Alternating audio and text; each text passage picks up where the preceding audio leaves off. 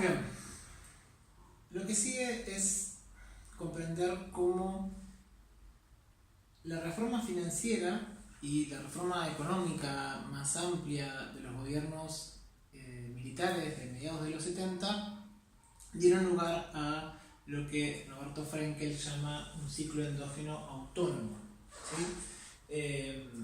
Estos experimentos económicos terminaron muy mal, ¿sí? Recuerden que el objetivo era bajar la inflación y mejorar la eficiencia económica, digamos,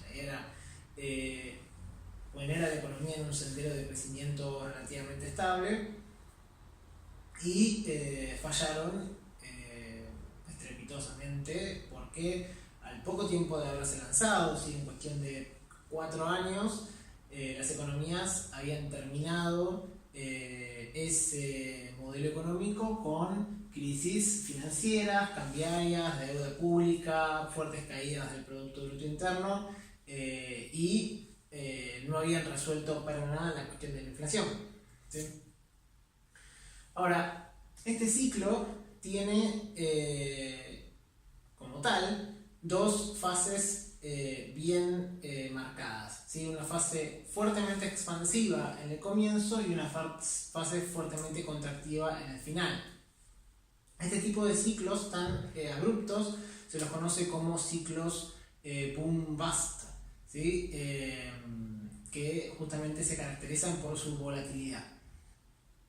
Bien, en las filminas, en la clase de PowerPoint, ustedes tienen un cuadro detallado con hitos importantes que se van dando en las distintas fases de este ciclo, y tienen el texto de Frenkel también como lectura obligatoria para leerlo detenidamente y tener una mejor explicación, una explicación más detallada de qué es lo que va pasando con las economías una vez que ingresan en este ciclo, ¿sí? Acá lo que vamos a hacer es una mirada en particular de algunos momentos quizás más importantes o que les puede llegar a costar un poco más entender al principio, ¿sí? Entonces, el ciclo arranca con una fase expansiva, ¿sí? Al principio parece que el programa funciona. Recuerden, el programa era creíble, hay una apertura de capitales, estábamos en un contexto de liquidez internacional, los inversores extranjeros veían la opción de invertir en activos domésticos que estaban rindiendo más que los activos externos, y el dinero ingresa, ¿sí? Tenemos incentivos al carry trade, eso se ejecuta, efectivamente ingresan los dólares, flujos de capitales en cuantías que esa economía no había recibido, por lo menos no en tan poco tiempo, y eso lleva en un comienzo a un aumento en el precio de los activos domésticos, ¿sí? Las acciones, los títulos públicos, obviamente suben de valor, ¿sí? Porque eran pocos y tienen mucha demanda de repente. Eso lo que hace es que la conducta de invertir desde afuera en activos domésticos, que al principio siempre arranca por algunos inversores y no por todos, se difunda al conjunto del sector financiero, porque los primeros que realizan la inversión demuestran grandes ganancias, ¿sí? Los precios de los activos que compraron subieron y además hicieron la ganancia de arbitraje de los rendimientos de los que les hablaba hace un rato, ¿sí? Recuerden el caso de las LEVAQs, ¿sí? Las LEVAQs eran un instrumento poco conocido al comienzo, pero a los meses de que se hicieran las primeras licitaciones ya empezó a ser una opción concreta para muchos inversores minoristas, ¿sí? Porque eran activos que prometían un buen retorno. Bueno, es algo parecido, ¿sí? Lo que pasó en este entonces. Es lo que pasa siempre cuando se produce este diferencial de retornos tan importante como el que vimos hace un rato. Lo que hace la difusión de la conducta especuladora, esta de endeudarse en el exterior para invertir en activos locales, es obviamente masificar el ingreso de flujo de capitales y eso tiene impacto macroeconómico, en el sentido de que aumentan las reservas internacionales y aumenta el crédito. El aumento de las reservas vinculado, o mejor dicho, el aumento del crédito vinculado al aumento de las reservas internacionales genera un aumento del Producto Bruto Interno. ¿Sí? La actividad crece, ¿sí? La economía responde favorablemente a las reformas económicas de los gobiernos, lo que también le da como mayor seguridad a los agentes económicos de que el modelo está funcionando. El aumento en la actividad económica tiene su impacto en la inflación, ¿sí? No de los bienes transables, cuyos precios estaban limitados por los bienes importados, sino de los bienes no transables, que por definición no tienen competencia extranjera, ¿sí? Esta inflación en bienes no transables, que en cierta medida no era una inflación esperada, es superior, en el caso de Argentina y en el caso de Chile pasa lo mismo, a la tasa de depreciación nominal esperada por el gobierno, y eso termina generando una apreciación real, ¿sí?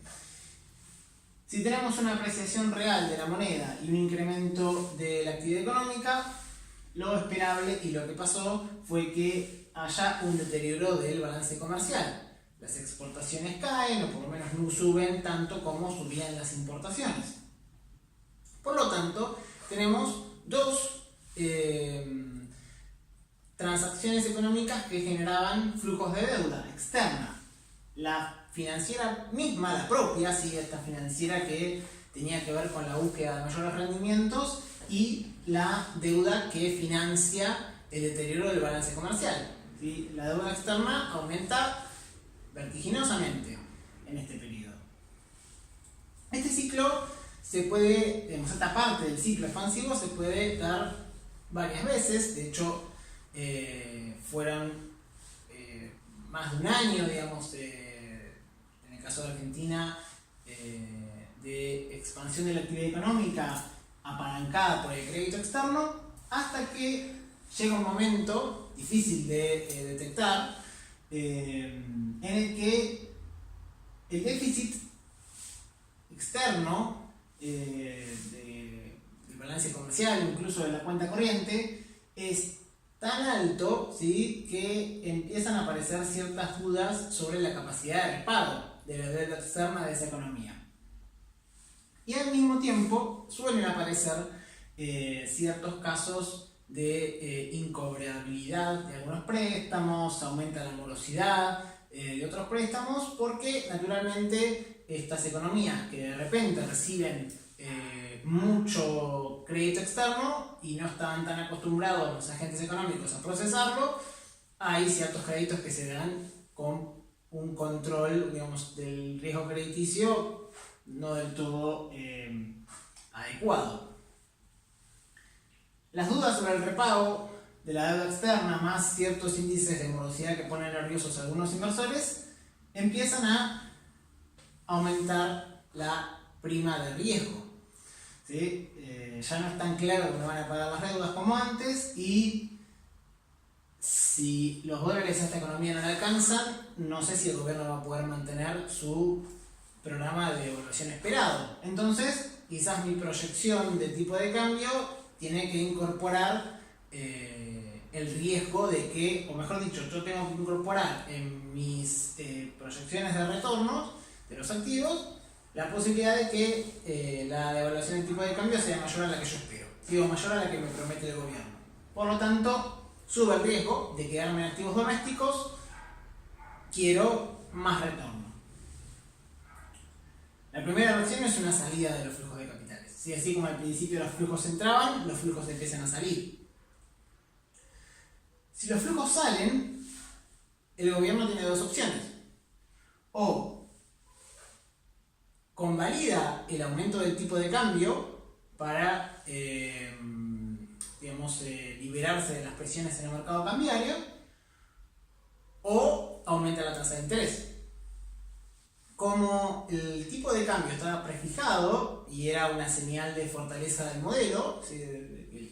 El programa económico funcionaba como lo quería el gobierno, lo que sucede es un aumento de la tasa de interés. Lo que pasa es que el aumento de la tasa de interés genera efectos nocivos, contractivos sobre la economía. ¿sí? Genere liquidez en las entidades financieras, hace que caiga el crédito y hace que caiga la actividad económica. En el mediano plazo, esta situación deriva en una crisis financiera, ¿sí? Cuando había bancos que tenían o entidades financieras en general, que tenían ciertas dificultades para poder conseguir recobrar los préstamos y pagar los créditos, al principio la liquidez en el sistema financiero lo agrava, ¿sí? Y empezamos a hablar ya no de que aumentaba la morosidad de los préstamos, sino de que quebraban bancos o quebraban entidades financieras, lo cual obviamente genera pánico, ¿sí? Los depositantes empiezan a retirar el dinero y eso desemboca en una crisis financiera. La crisis financiera obviamente hace aumentar todavía más la prima de riesgo cambiario o la prima de riesgo soberano, lo cual hace que ya ningún nivel de tasa de interés sea suficiente para hacer que los inversores externos se queden en activos domésticos, y esto decanta en la fase final del ciclo, que es la crisis cambiaria. El gobierno suelta el modelo y deja que el tipo de cambio vaya a donde tenga que ir, ¿sí?